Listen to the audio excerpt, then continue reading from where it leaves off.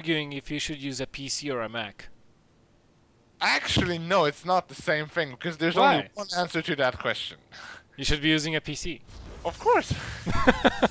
But who is this like? I don't know. I know who dares step forward and argue for Mac usage? I dare that person to do that. But no, Well, yeah, Macintoshes are not bad machines. The only gripe I have with the company is that they overprice their products needlessly and they don't have to, pretty much. there are three major flaws. The first one is that you buy the computer as a set and you can't change stuff, right? No, it's but I'm not saying it's perfect in every regard, but in some settings, it is perfect for what you need it to be doing. For example, I don't know, recording studios. You don't want a PC there because there is just too much maintenance going on with a PC, and it's not as reliable because the Windows has to cater to so many different hardware manufacturers. Yeah, Whereas you're if you right. get a Macintosh, you know it will never freeze, never break down, it will always work, it will repair itself, diagnose everything, and it will not get viruses.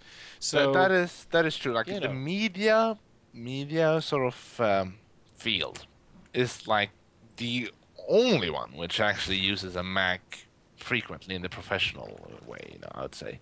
But the ironical part is that I mean, what you basically say about Windows is that yes, it caters to many people because it's PC and it's a personal computer. It's not something you're supposed to like. Oh, let's use this for like absolutely any profession ever. And in that case, I ask you because I truly don't know. Why do we not have like very, very specific operational systems? Why don't we have a media OS which caters specifically to media people? Um, there is no need basically for it, because the software is doing it. Like there is there Well, is there is no need writing an OS that would only be capable of executing certain functions of certain software. And what happens if that software gets new functions added to it? Then the OS will not be able to execute those functions. The yeah. way it is now, you have an OS and you put software in it, and the software does all the rest. So it's sort of like a frame you put things onto. I mean, it's a basically Mac and like operating systems like Windows, Linux. They all have different principles they're based around, and they're all good for certain tasks and not as good for certain others, and completely horrible in certain other areas. So Yeah. I think it's more a matter of what you need the machine to do than finding a perfect machine, because you are never going to find a perfect machine. Yeah, and hang on. Let's switch this topic of Into discussion the to game. Terminator because you just said perfect machine. But all right, we could talk Yeah. about the game if you really want to. And what we're having here is, which a familiar sight, because I take it you watched DreamHack Open, right? Some of it, yes. Yeah, and this is basically what I've been doing myself, by the way. It is basically non-OS 4 gate opening. Well, it's basically this is what you did previously in Wings of Liberty at the start. You went with a 3 gate or a 1 gate expansion into a pressure. If the Zerg was 15 hatching or taking a very fast third, you were able to kill it with just 3 gates because it just didn't have enough units, and you teched behind this. And then in later on, as Forge Expanse became more prevalent due to the fact that Zergs were able to defend this type of pressure quite handily, you just kind of stop. And now again, the Pro-Aussies are doing it once more, just because the Mothership Core allows you to. Yeah, So I this is mean, what we're seeing here. basically, this is the very, very simple. Basically, an algorithm of what you're supposed to do as the pros player in this situation. It's have your four warp gates for possible pressure with 5 zealots and a mothership core Uh-huh. at the third. If there's no third, you just take all your gases immediately. And JayPower is doing almost that, not taking that one main gas. And of course, precisely as Nanoa, he's going Phoenix is behind this. Robo Bay, actually a bit fairly early Robo Bay, too early I would say. What Yeah. you usually do is you go to Robo Bay while your second Phoenix is in production. And as you might notice, something lacking in all of this is the forge really. Yeah, he's And completely skipping the forge, and that's the building that actually should have gone down instead of the Robobay, because this is going to bite him later on. yeah, I don't necessarily agree though. This is the new PvZ we see. Like, all Zergs are going double upgrades, Mm-hmm. links into Ultra basically, some with Infestor, some with just Mass Queen. And Protosses are basically just skipping upgrades. I mean, JayPower is actually taking his Forge fairly early on, but my guess is that he's going to get his +1, maybe even get +1 armor, which never ever happened in Wings of Liberty. And then he's going to get +2 whenever he gets his Twilight Council, which may not be that early, so we might Yeah, see that most probably will be after he has his third base secured, and he's got a Yeah. couple of Colossi out on the field, etc., etc., etc. He'll be pretty much playing defensively, using the Phoenix to keep tabs on the army movements of his opponent, and just amassing enough Colossi, let's say 4 or 5 Colossi, maybe 6, but that's, in the event he really wants to be doing a 3-base timing. And It looks right here actually as if he is going that War Prism, but completely skipping out on the Observer. There was a War Prism, right? No, actually, he canceled canceled the the War War Prism. Prism, yeah, and That's very interesting. I mean, War Prism combined with Phoenixes is such a good combination. It's something it you should is. always strive for. It is, because you can lift the queens off to. Of course, it only works pre-Hydralisk. You Well, can I was lift off the thinking, queen and then warp in units, and once the queen falls down, there are units on the ground. So yeah, I was thinking of basically just clearing, this map especially, just clearing this huge area in the bottom middle of Overlords, and then your War Prism can sneak in undetected, oh, and then at okay, any point in time you can that's just true. use it. Yeah, That's true. and that's usually what we saw in DreamHack Open, but also what I and many other tossers at least who do this build try to strive for. So third base going down for the Protoss. Looks like he is going to go with a 3-base timing after all.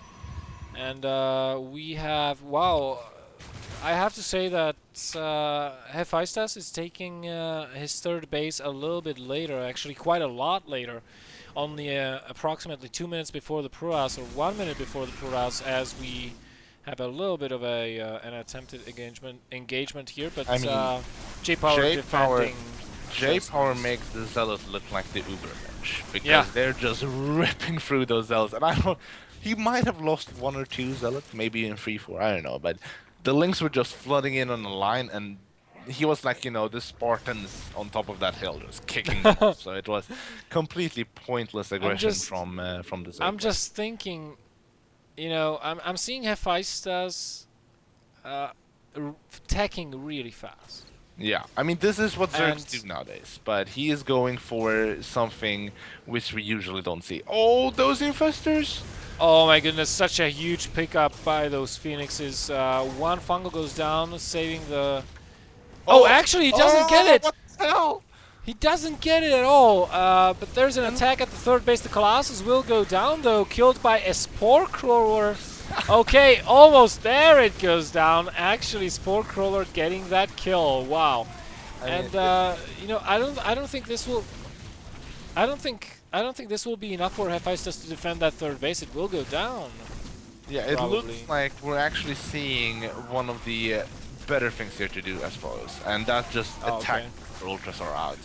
And he's not really, I mean, JayPower is not really dealing with the situation far too well. He's lost his entire army basically, but he has free base eco, unlike his opponent, which can probably, he could probably take it to the late game from here, which isn't always the case. Yeah.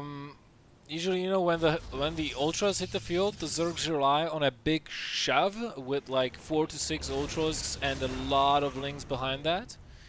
And then they just bank on killing you or crippling you enough with that one attack, and then they take a fourth base. Because, hey, I just killed your whole army, you can't attack me. Yeah. Type of strategy. As it is, those Phoenixes are actually picking off quite a lot of drones. 14 drones have been killed by JayPower already. And he's continuing his upgrade, so he's getting his +2. And I wouldn't be surprised if he got a second Robo and start pumping out double Immortals. Because one Robo, I mean, you need Colossi for the Zerglings. Well, either Colossi or Storm. But you also need immortals for the Ultralisks. Yeah, I mean, you basically need as much tech as you could possibly get. Yeah. You want either Immortals or a whole lot of Void Rays versus the Ultras. You want Colossus rather than Storm, I would say, versus Lynx and Hydras, even more importantly. And this ends up being like, as opposed, you're just sitting trying to get all sorts of tech. You try to get Orcans, you try to get Colossus, you try to get Immortals, you try to get Void Rays. And the risk is you might not have enough of something crucial. But right here, we see a pretty not so diverse composition from Hephaistas. You know, I've been saying the Zerg until now because I just can't pronounce that. But so from the Zerg, and Ultra Ling is fairly easily countered. And finally, we're seeing Immortals in production, which are also crucial versus Ultras. Oh yeah. And even a 4th base soon. And I mean, JayPower is just so ahead economically.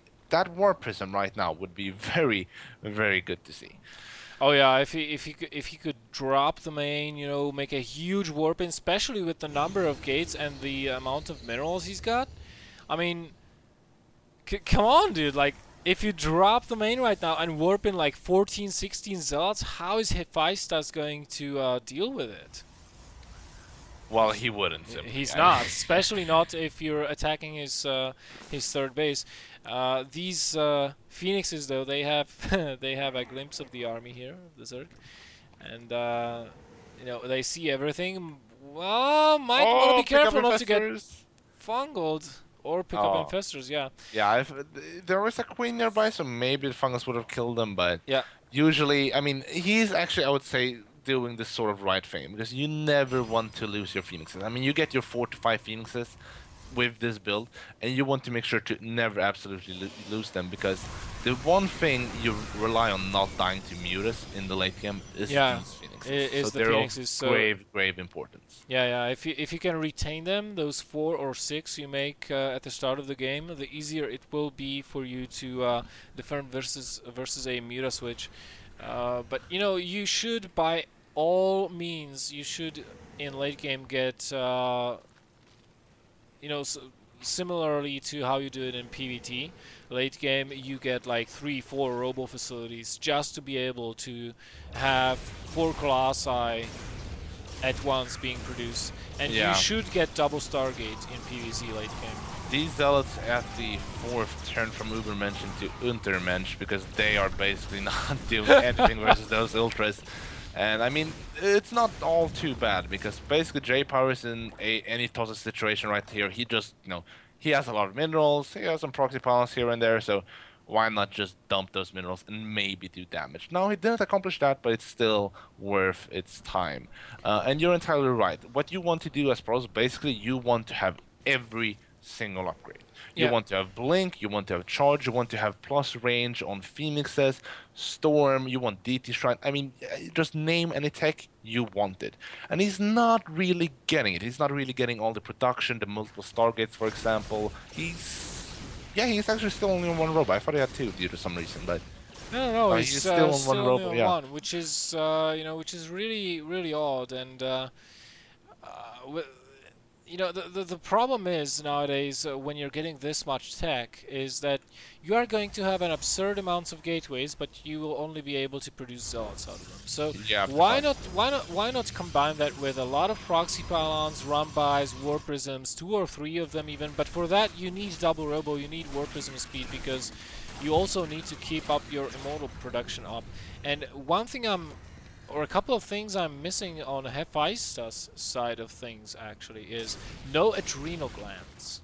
For example. Really? That's so crucial. No adrenal glands, no well, you know what? He spire. doesn't even have any links anymore, so I don't know. Well, and he just dumped all of his gas into Bearlings, so you know, this can be dangerous though versus Archons. Be dangerous. I mean, good. This is such a good decision.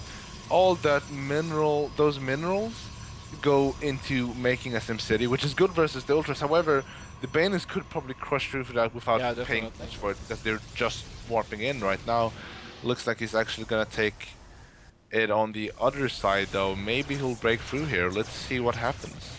He probably will. He's trying to split up the Protoss forces, and he's doing a very good job of it. He's going from the other side, but I mean, this is the Great Wall of China right here. Yeah, it's like everything is walled off. Yeah, and he's attacking on all fronts here. The Pros army is not really split up. We're seeing High Templars all by themselves. I mean, basically with a wall like this, you can't really defend multiple sides. And looks like he's actually taking quite a lot of Baneling kills. These Archons clear up the southern part of the wall.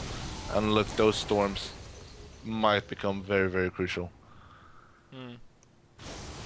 Oh, Alright, great so storm. Don't oh, kill but the fungal it. on the High Templars taking them all out. They were lucky they didn't get chain fungal and had the opportunity to morph into HTs. But you know, with +3, +2, +1 on the Protoss army here, suddenly ultras are not gonna be enough. I don't Yeah, think. these It's ultras, I mean, basically what you want to do is get as much shield upgrades as possible, because then the Archons are going to be the beefiest tanks you've ever seen. And it looks like he has the Archons to clean up any Zerg army right here. Fungal going down, but it's next to nothing for these beefy units. And looks like JayPower with his great economy and Great Wall of China, or Great Wall of JayPower, or whatever you want to call it, is actually going to take the win. yeah, it is going to be known forever from this point on as the Great J Wall. Yeah, great J Wall. That's better. That's better. I wanted to say the Power Wall, but that would be too much of Tenacious D reference. So